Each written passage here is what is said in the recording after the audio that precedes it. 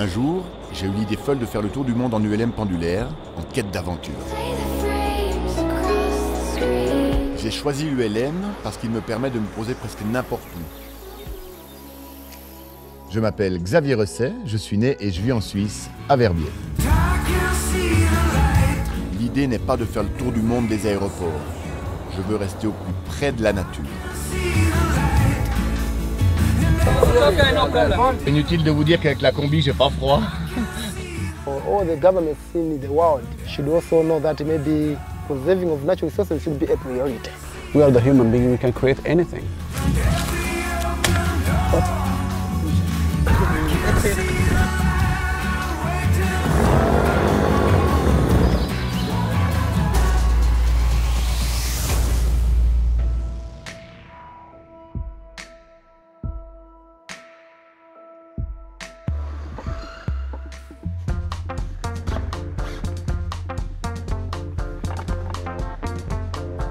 Une semaine après mon arrivée, les pièces sont livrées et la machine est remontée.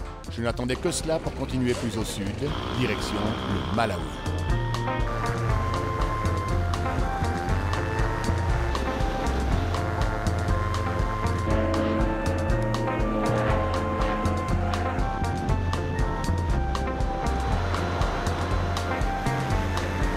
Je commence par survoler l'immensité du lac Victoria, puis la savane tanzanienne.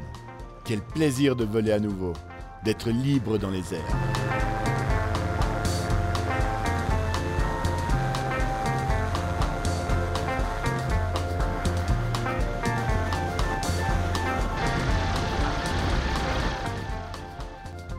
I flew for 7 hours. I'm a bit tired now. 7 hours?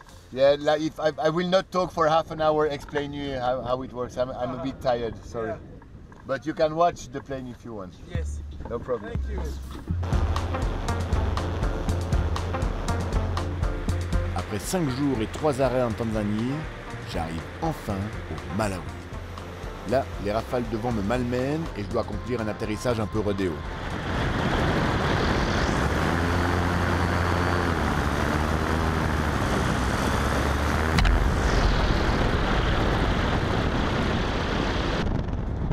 Ma première rencontre au Malawi, c'est avec Beth Robinson que je l'ai faite. From pretty much when we started living here is when we started with all the community projects. We started meeting the local people and looking at local need and seeing how we could help.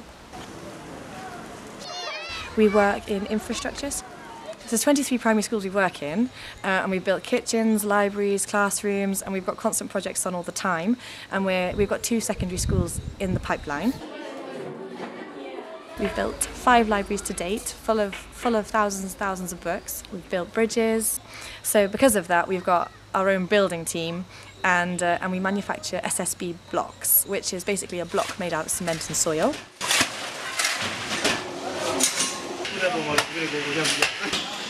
And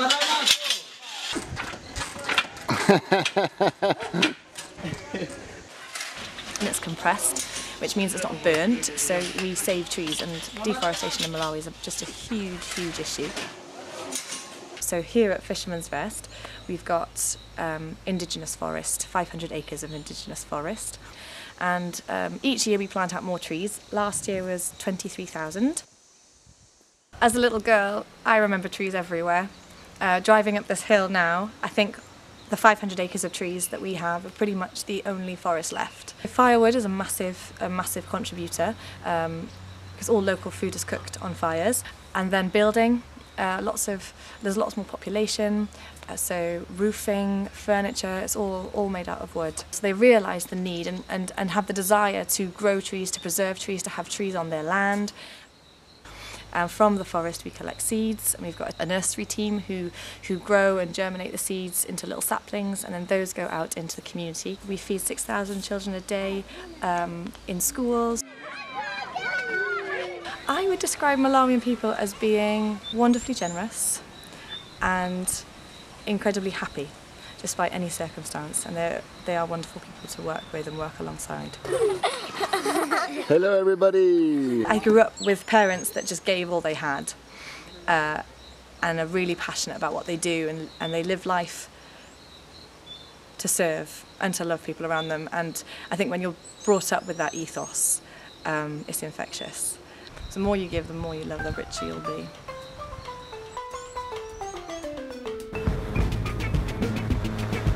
La rencontre avec Beth et sa famille, voilà exactement pourquoi je voyage. Des moments privilégiés qui me rappellent qu'il nous faut toujours garder l'espoir en l'autre, qu'au fond de chacun brûle une petite flamme qui permet d'accomplir des merveilles. C'est cela aussi, être humain. Mon prochain objectif au Malawi, c'est la réserve de Majete.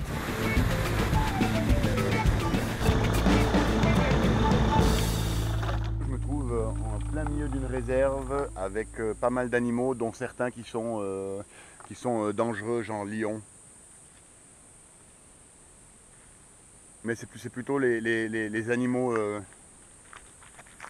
qui peuvent manger les hommes. Donc voilà, je me suis mis là et j'espère que je ne vais pas me faire défoncer l'ULM par un éléphant, tu vois.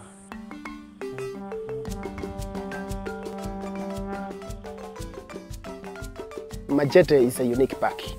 It's a unique park, it's a big 5 park. Leopards, hippos, rhinos, lions, yeah, buffaloes. What actually I want to show the tourists about this park is that they should come here and appreciate, the conservation of wildlife. Once they come here, they are bringing in money, revenues. That money goes to the community. So the community also is benefiting from this park. Right. Black rhinos, oh, very dangerous as well. If they see you before you see them, oh, they can chase you. Once you see them, make sure that you are also down the wind. And if you are close to them, just make sure that there is a tree which is big enough for you to get up, to climb. Every animal has got a different behavior from the other. For buffaloes as well, yeah, you can climb up a tree. But for elephants, I think just to make sure that there is a big social distance. I'm part of the people who are making Majete to be unique, so I'm very happy. People need to be motivated. If you are proud of what you are doing, you love your job, no matter what circumstances you face, what challenges you face, you will be doing the right thing. It means that you are a happy person. I think wildlife or natural resources should come first. There's no life without natural resources. All the governments in the world should also know that maybe preserving of natural resources should be a priority. Take nothing except photographs and leave nothing except footprints. En pénétrant au Mozambique, je commence par suivre le Zambèze, qui depuis sa source en Zambie a traversé les fameuses chutes Victoria. Ensuite, sur plusieurs centaines de kilomètres, je longe la côte qui borde l'océan Indien. Une succession de plages de sable, de mangroves et parfois de bassins d'eau turquoise s'étendent à l'infini. Le tout parsemé, ici et là, de quelques villages de pêcheurs au cœur des dunes.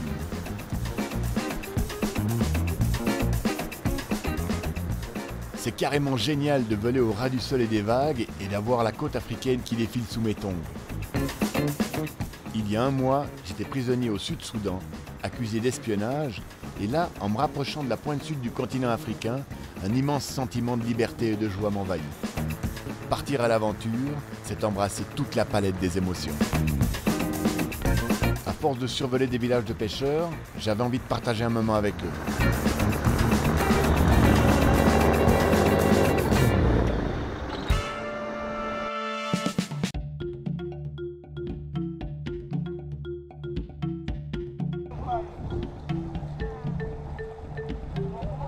J'ai jamais vu pêcher comme ça. Je donne un petit coup de main, comme ça je peux voir un petit peu comment ça se passe. Et puis il me dit que les filets ils vont à plus de 2 km du rivage. Et puis qu'ils sortent vraiment des gros poissons, quoi.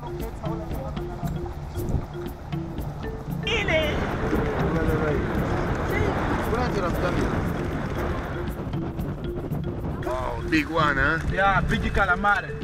Look at them. Wow! Very good to eat, man. Wow!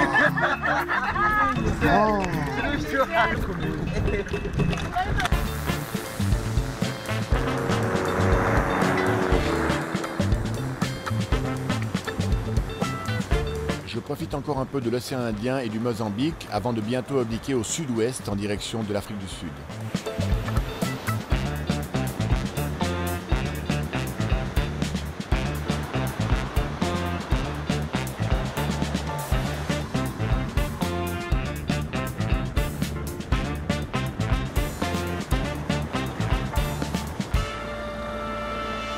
J'ai posé aujourd'hui, il y avait un vent de passer 30 km/h, entre 30 et 40 km/h ici. Alors pas évident à poser. Je suis au Mozambique. Yeehaw! En Afrique du Sud, je survole la gigantesque mine de Kimberley. C'est d'ici que proviennent les joyaux de la couronne d'Angleterre. Je suis à 80 km de rejoindre le cap. Mais j'ai vraiment dû poser pour me réchauffer un peu. Je sens plus mes jambes. Je suis tout engourdi. Alors, je tremble un peu, je suis désolé, mais parce que c'est vraiment froid. Et puis maintenant, je vais attaquer mon dernier vol qui va me ramener au cap.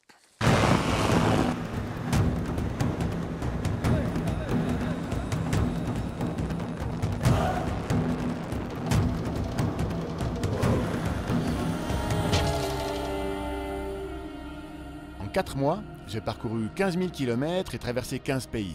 L'Afrique du nord au sud. Le moment est venu de changer de continent. Un trop long périple au-dessus de l'océan pour ma petite machine. Je la confie donc à un transporteur et prends l'avion pour l'attendre et écrire ensemble un nouveau chapitre.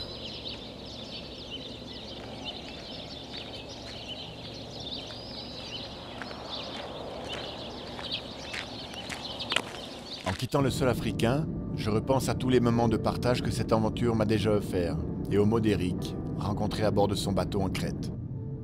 Ce qui compte pour moi, c'est de partager. Voilà. Je souhaite que ce soit mon quotidien. Mon partage cette année, ça a été d'amener un maximum de gens du village sur les îles qui sont juste à côté, parce qu'ils m'ont toujours dit, Eric, depuis tout petit, on voit ces îles, mais jamais on a pu y aller. Je me suis dit, bon, Eric, t'as un bateau, fais plaisir à un maximum de gens. Tous les gens qui montent à bord changent, vraiment. Quand ils reviennent chez eux, la mer, le vent, tous ces éléments leur ont apporté un tout petit quelque chose, peut-être qui est microscopique, mais qui peut les aider beaucoup dans leur vie, pour faire des choix peut-être différents, de vie, de travail, de couple, de liberté. De plus en plus de gens vont vers ce genre, pas de vie, mais de choix personnels qui viennent de l'intérieur, de son cœur et de son âme, et d'écouter sa petite âme et sa petite flamme qu'on a tous au fond de nous, parce que c'est elle qui nous guide. Et c'est elle qui a raison tout le temps. La rencontre, le partage, c'est bien là que réside l'énergie qui me pousse chaque jour à la découverte. Après 3 mois passés à atteindre la pointe sud de l'Afrique, je change de continent en quelques heures d'avion à peine. Le choc est violent. Je n'ai pas le sentiment d'avoir changé de continent, mais plutôt de planète.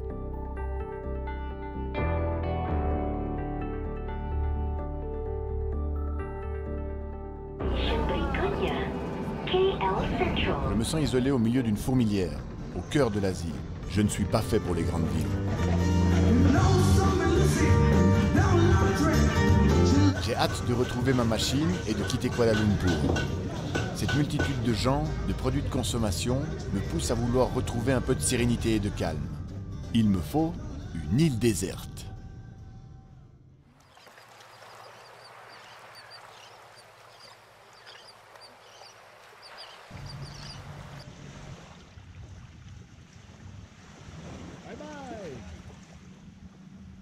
Aïe, aïe, aïe, aïe. Ah, je me suis fait piquer par quelque chose.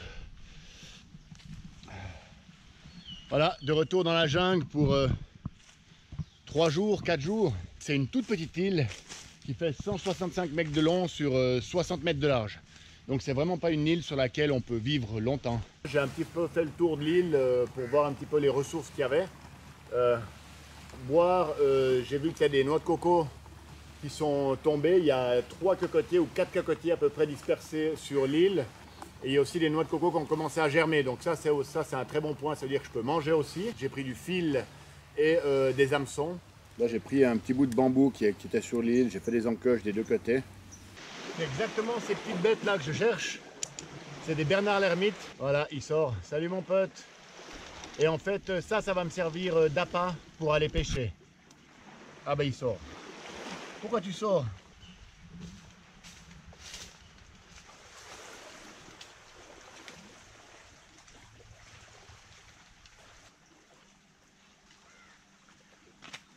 Rien eu pour l'instant, j'ai rien eu. Mais je désespère pas.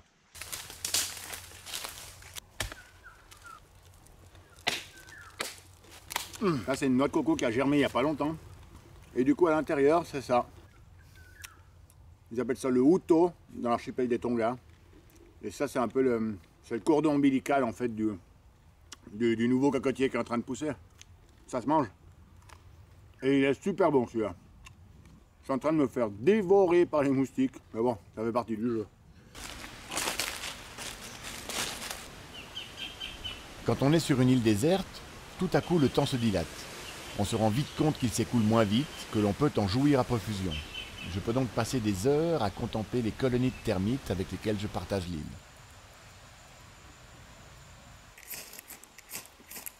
Je suis en train de contrôler si ma fumée anti-moustique est toujours en train de fonctionner. Bah, apparemment ouais. C'est 2 petites noix de coco que j'ai mis l'une sur l'autre et que j'ai allumé. Ça fait de la fumée. Vu que les moustiques ils n'aiment pas la fumée, ils ont assez tendance à aller se trouver un autre coin.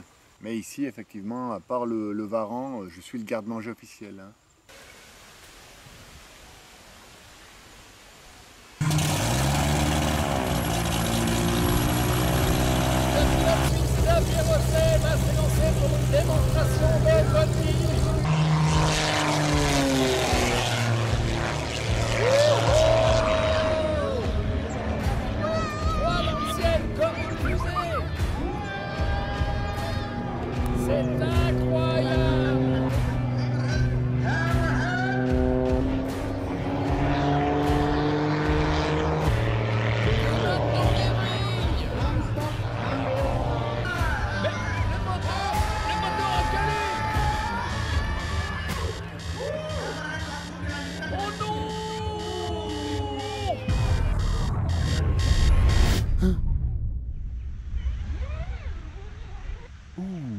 J'espère que c'est pas un rêve prémonitoire.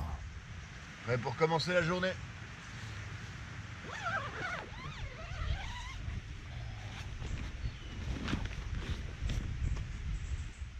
Juste à côté de moi, il y a une tombe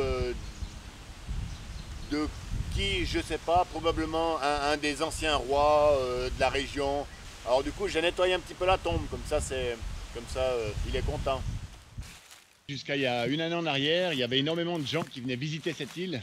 Et puis maintenant, elle est totalement interdite au tourisme. Il y avait jusqu'à 300-400 touristes qui venaient en une journée faire du snorkeling et qui laissent énormément de détritus.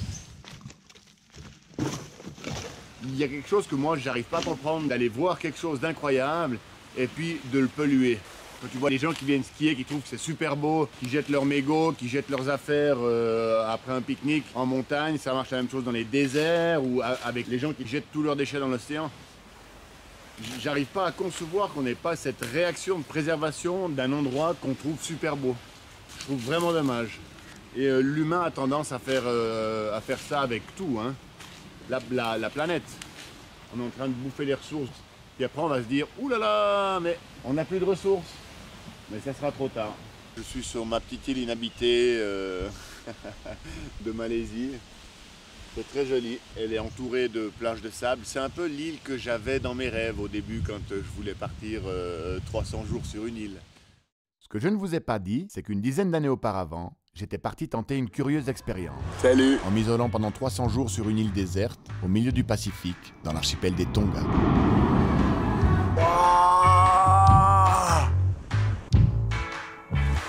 C'est bon la pluie, hein, quand t'es pas mouillé.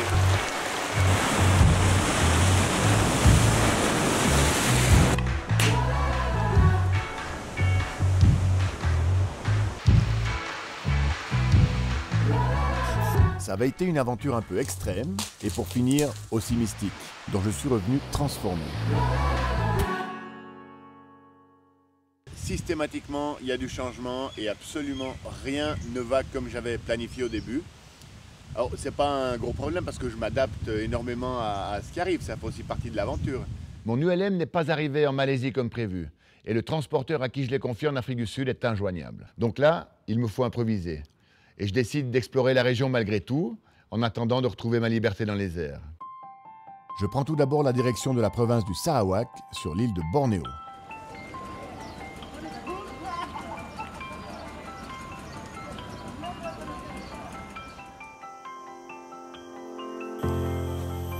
parc de Bakou a une énorme biodiversité.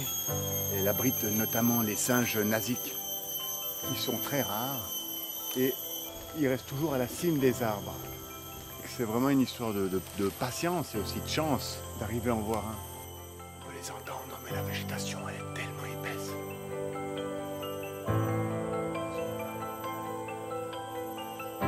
Mais c'est clair, ils sont là.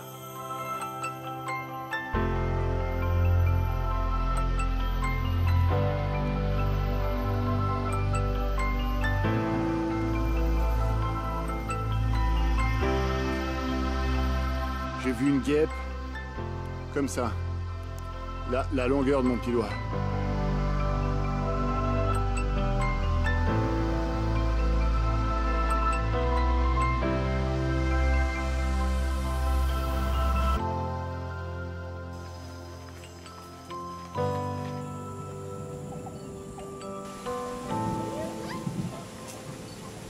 Les orang-outans, ils sont vraiment 100% en liberté.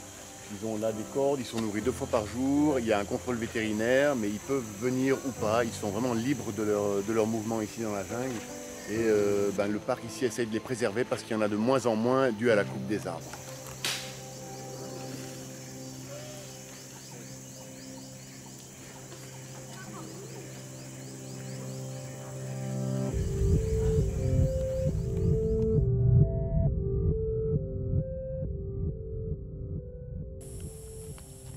Je quitte Kuching pour me rendre dans le sud du Sarawak à la rencontre des Bidayuh, qui étaient anciennement des guerriers tribaux et qui maintenant se sont sédentarisés mais qui gardent quand même des traditions qui perdurent encore de nos jours.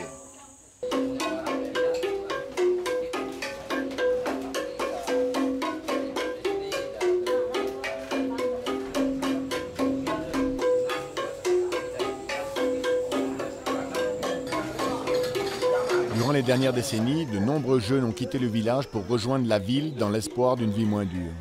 Les longhouses abritaient auparavant jusqu'à 30 familles chacune. Mais ce temps est révolu.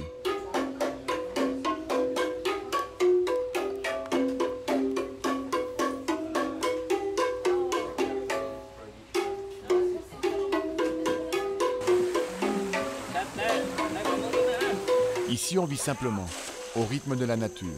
Des cultures, de la pêche et depuis peu, l'hébergement de quelques visiteurs égarés dans la forêt comme moi. Je rencontre Morning, il a 68 ans. Tous les enfants du village l'appellent Grandpa, grand-père. Morning est fier de me faire découvrir ses plantations. Tapioca. This one, pineapple. That one, banana. Yeah. See my young plantation. This one rambutan. Okay. The other one durian. The big one. Yes, the big one. When they fall down during the night time, the pig come and eat my durian. I finish. We two don't have because the pig goes first. You see, last night they ate it. I can understand why the pigs are eating the durian. Can you see? I stand my durian, they live forever, but I'm gone away to the other places. But durian stay forever. Stay forever.